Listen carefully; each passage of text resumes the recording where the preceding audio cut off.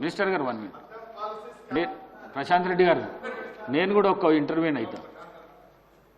ఈ హరితహారము 10 సంవత్సరాల నుంచి 200 చిల్లర మొక్కలు కోట్ల మొక్కలు నాటినామని చెప్పిండ్రు. నా దృష్టికి వచ్చింది ఏంటంటే కోనా కార్పస్ అని చెప్పేసి ఒక చెట్టు ఉంది. అది దానికి నీళ్ళు అవసరం లేదు, ఏడ పెడితే ఆడ పెరుగుతుంది. అది ఆక్సిజన్ తీసుకుంటుంది, కార్బన్ డైఆక్సైడ్ వదులుతుంది. పిట్ట కూడా దాని మీద కూసోదు. అట్లాంటి చెట్లు మీరు తెలంగాణ రాష్ట్రం మొత్తం పెట్టింది. ఒకటి 1 మినిట్ నేను ప్రభుత్వానికి కూడా సూచన ఏం చేస్తున్నంటే, ఈ కోనా కార్పస్ చెట్లు ఎక్కడైతున్నాయో వాటిని అన్నిటినీ తీసేయవలసిందిగా ప్రభుత్వానికి నేను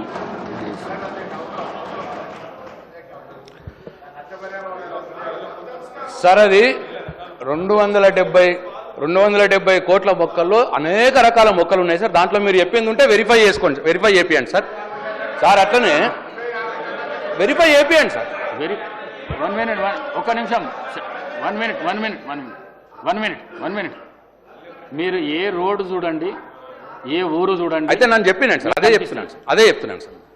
7% గ్రీన్ కవరేజ్ పెరిగింది అని చెప్పినాం కదా సార్, అది లెక్కల్లో ఉన్నది. ఈ 7% గ్రీన్ కవరేజ్ పెరిగిన దాంట్లో ఎవెన్యూ ప్లాంటేషన్ అంటే రోడ్ల మీద పెట్టే మొక్కలతోటి 1% కూడా ఉండదు సార్. 5% ఫారెస్ట్ రీజునేషన్ ఏదైతే చేసినామో, ఫారెస్ట్ని సీడ్లు పోసి ఫారెస్ట్ని ఏదైతే పెంచిర్రో అటువంటి అన్నీ కూడా 6% అవే ఉంటాయి సార్. ఇవన్నీ ఒక 1-2% ఉంటాయి సార్. 5% ఆ ఫారెస్ట్ దాంట్లో ఉంటుంది సార్. అనేక అవార్డులు వచ్చినాయి సార్ హరితహారం ప్రోగ్రామ్కి. సరే, మీరు చెప్పింది అదేదైనా ఉంటే ప్రభుత్వానితో చేపియండి సార్. 1. 2 సార్, శ్రీధర్ బాబు గారు చాలా చిలక పలుకులు పలికినారు సార్. ఇప్పుడు నేనేమంటున్నా అంటే ఈ ప్రభుత్వానికి చిత్తశుద్ధి ఉంటే మీరు మేనిఫెస్టోలో చెప్పినట్టు బెల్ట్ షాపుల్ని తీసేయండి. ప్రభుత్వం మీదే ఉన్నది. మీరు మేనిఫెస్టోలో చెప్పినట్టు బెల్ట్ షాపులు తీసేయాలని చెప్పి నేను డిమాండ్ చేస్తూ, అదే అధ్యక్ష, బెల్ట్ షాపులు తీసేయాలి. అట్లనే ఆదాయం 12,000 కోట్లు. 12,000 కోట్లు అంటే మామూలు మాట కాదు సార్. 12,000 కోట్లు ఇవాళ పెంచాలా అనంటే ఎన్ని రేట్లు పెంచుతారు సార్? ఏం చేస్తారు సార్? ఏ పిలుపురేది ఉంటుంది సార్?